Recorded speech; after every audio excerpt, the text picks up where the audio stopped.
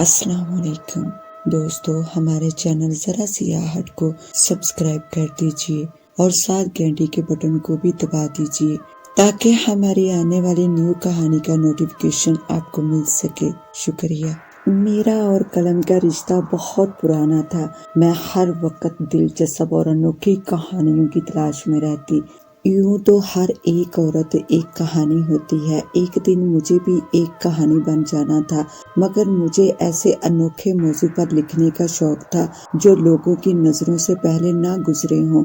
میں گلی کے کئی ایسے گھروں میں جا کر بیٹھتی جہاں خواتین کا آنا جانا ہوتا۔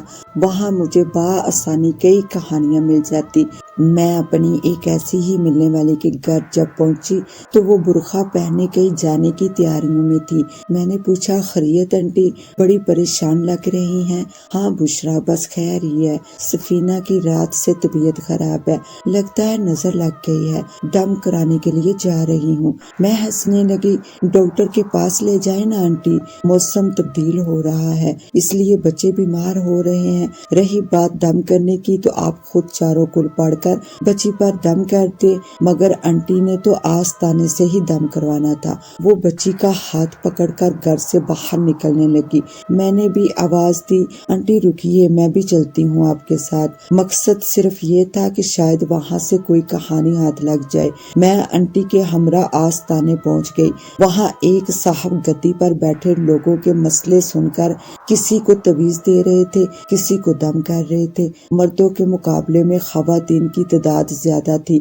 سفینہ کو دم کروا کر آنٹی جانے کے لیے اٹھ کھڑی ہوئی۔ میں بھی ان کے ساتھ واپس آ گئی۔ اگلے دن جمعرات کو میں پھر آستانے پہنچ گئی۔ کل کے مقابلے میں آج رش ذرا زیادہ تھا۔ میں نے گدی پر بیٹھے صاحب کو دیکھا۔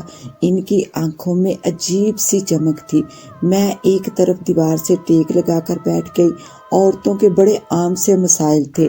کسی کی ساس ظالم تھی، کسی کی اولاد نافرمان تھی، کسی کا شوہر دوسری عورت کے چکر میں تھا۔ کوئی بھی مسئلہ ایسا نہ تھا جس پر کہانی لکھی جا سکے۔ آہستہ آہستہ خواتین کا رش کم ہو گیا۔ اچانک دروازے سے دو خواتین نمودار ہوئی جو ایک جوان لڑکی کو پوری طاقت سے گھسیٹ کر آستانے میں لانے کی کوشش کر رہی تھی، مگر وہ لڑکی بھی اپنی پوری طاقت لگا کر اندر نہ آنے کی کوشش میں تھی۔ ان کے پیچھے ایک مرد بھی تھا۔ میں سنبھل کر بیٹھ گئی۔ میرے دل نے کہا، بشرا کہانی پہنچ گئی۔ گدی پر بیٹھے صاحب نے خواتین کو کہا، چھوڑ دو، یہ خود آئے گی میرے پاس۔ خواتین نے لڑکی کو چھوڑ دیا۔ گدی پر بیٹھے صاحب کا نام عابد تھا۔ لڑکی نے باہر سے ہی مردانہ آواز میں کہا، عابد میں اندر نہیں آؤں گا۔ کیسے نہیں آئے گا؟ تو خود چل کر آئے گا میرے پاس۔ عابد صاحب کچھ پڑھنے لگے۔ لڑکی وہاں سے اٹھی اور آہستہ قدموں سے آگے بڑھتی ہوئی عابد صاحب کے سامنے آ کر بیٹھ گئی۔ عابد صاحب بولے، نام بتا اپنا۔ لڑکی مردانہ آواز میں بولی، طلوس جن۔ مسلمان ہے تو؟ نہیں۔ تم اس لڑکی پر کیوں آئے طلوس جن؟ میری مرضی۔ عابد صاحب اور طلوس یعنی اس لڑکی سے سوال جواب ہونے لگے۔ مجھے لگتا ہے وہ لڑکی ڈرامہ کر رہی تھی یا پھر نفسیاتی مریض تھی۔ یہ جن جنات والا معاملہ ہرگز نہیں ہے۔ میں لڑکی سے کچھ فاصلے پر بیٹھی تھی۔ نہ جانے میرے دل میں کیا سمائی کہ ایک سوال میں نے بھی لڑکی سے کر لیا، طلوس جن، کیا تم اس لڑکی کو چھوڑ کر میرے اندر آ سکتے ہو؟ عابد صاحب نے غصے سے مجھے دیکھا۔ محترمہ، آپ کو اندازہ بھی ہے یہ آپ کیا کہہ رہی ہیں؟ میں نے کہا، جی عابد صاحب، بس ایک تجربہ کرنا چاہتی ہوں۔ ابھی میں عابد صاحب سے یہ بات کر ہی رہی تھی کہ مجھے اپنے کان کے قریب ایک ہلکی سی مردانہ آواز سنائی دی، میں آ گیا ہوں بشرا۔ مجھے خوف محسوس ہوا۔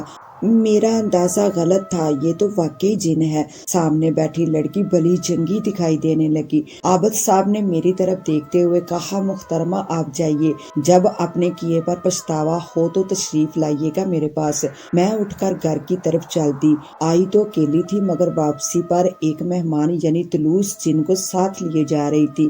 گھر پہنچ کر میں نے طلوس جن سے سوال کیا، کیا تم ابھی بھی میرے ساتھ ہو؟ طلوس جن نے مختصر جواب دیا، ہاں میں تمہارے ساتھ ہوں۔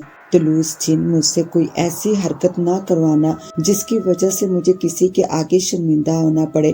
طلوس جن نے کہا، بشرا بے فکر ہو جاؤ، آج سے میں اور تم دوست، ملاؤ ہاتھ۔ میں نے ہوا میں ہاتھ آگے بڑھا دیا۔ چند لمحوں میں مجھے ایسا لگا جیسے میرا ہاتھ جلتے توے سے ٹکرا گیا ہو۔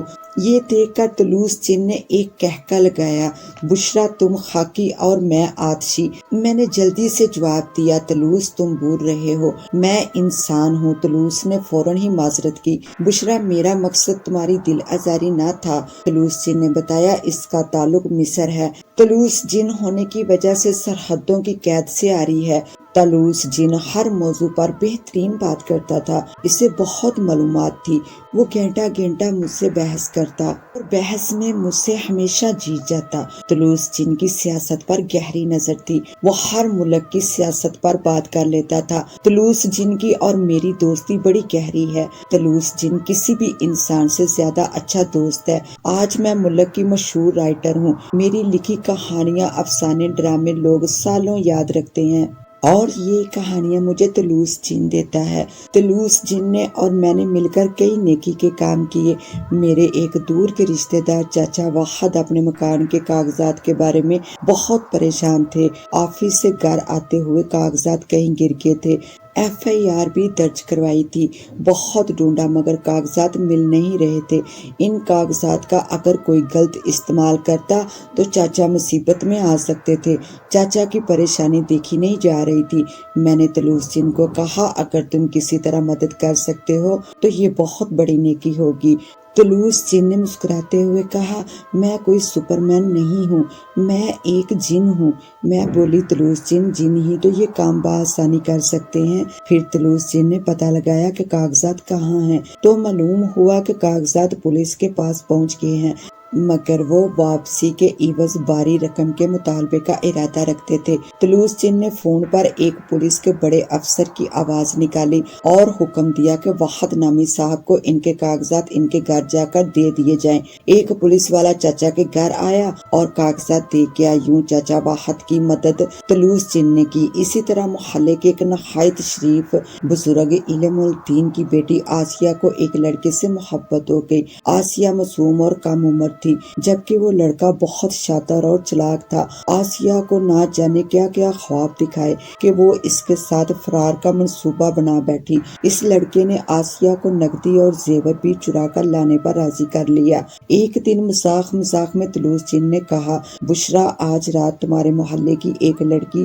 اپنے عاشق کے ساتھ فرار ہو جائے گی۔ میں نے پوچھا، کس کی بات کر رہے ہو طلوس جن؟ علیم الدین کی بیٹی آسیہ ایک مردود کے بہکاوے میں آ گئی ہے۔ میں نے طلوس جن کو کہا، جب آسیہ گھر سے نکلے گی تو ہم اسے کسی طرح روک لیں گے۔ تو طلوس جن نے مسکرا کر جواب دیا، بی بی بشرا مجھے جن ہی رہنے دو، فرشتہ نہ سمجھو۔ ہر روز نہ جانے کتنے واقعات ہوتے رہتے ہیں، میں کس کس پر پہرے لگاؤں گا۔ میں تمہارا دوست بنا ہوں، تمہارے محلے کا چوکیدار نہیں۔ میں نے کہا، طلوس جن، علیم الدین صاحب اس بڑھاپے میں یہ ذلت برداشت نہیں کر پائیں گے، معصوم آسیہ بھی برباد ہو جائے گی، اور پھر تم ہی تو کہہ رہے ہو کہ وہ لڑکا برا ہے۔ طلوس جن، تم اگر میرا ساتھ نہ بھی دو گے تو بھی میں یہ سب جانتے بوجھتے نہیں ہونے دوں گی۔ طلوس جن نے کہا، بشرا تم ہی بنو خدائی فوجدار۔ طلوس جن وہاں سے چلا گیا، مگر رات اس نے مجھے سوتے سے اٹھا کر کہا، آسیہ بھاگ رہی ہے، روکنا ہے تو روک لو۔ میں نے جلدی سے دوپٹہ لیا اور جلدی سے باہر نکل گئی۔ لڑکا گھر سے تھوڑا دور کھڑا تھا، جبکہ آسیہ گھر سے نکل کر لڑکے کی طرف قدم بڑھا رہی تھی۔ اس کے ہاتھ میں سفری بیگ تھا، بیگ بھاری تھا، اس لیے آسیہ کی رفتار چونٹی جیسی تھی۔ میں پل بھر میں آسیہ کے سر پر پہنچ گئی۔ میں نے آسیہ کے گال پر ایک زوردار تھپڑ سیدھ کیا اور اسے گھر کی طرف واپس دھکیلا۔ لڑکا میرے سامنے آ کر کھڑا ہو گیا۔ میں اندر سے ڈر گئی، مگر بظاہرہ مضبوطی سے کھڑی رہی۔ میں نے لڑکے کو للکار کر کہا، خبیث دفع ہو جاؤ یہاں سے، ورنہ ابھی شور مچا کر محلہ اکٹھا کر لوں گی، پھر تو جانتا ہے کہ تیرا کیا حشر ہوگا۔ خوف یہ تھا کہ خبیث کوئی الٹی سیدھی حرکت نہ کرے، کیونکہ شور مچانے پر آسیہ کی بھی بدنامی ہوتی۔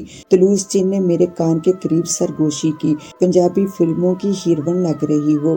بس تمہارا وزن تھوڑا کم ہے۔ طلوس جن کی اس بات پر میں ان حالات میں بھی مسکرانے لگی۔ آسیہ واپس گھر کی طرف پلٹ گئی۔ آسیہ کا پلٹنا تھا کہ طلوس جن نے اس لڑکے کو مکے اور لاتیں رسید کرنی شروع کر دی۔ وہ گھبرا گیا کہ سامنے تو کوئی نہیں، پھر کون بری طرح پیٹ رہا ہے۔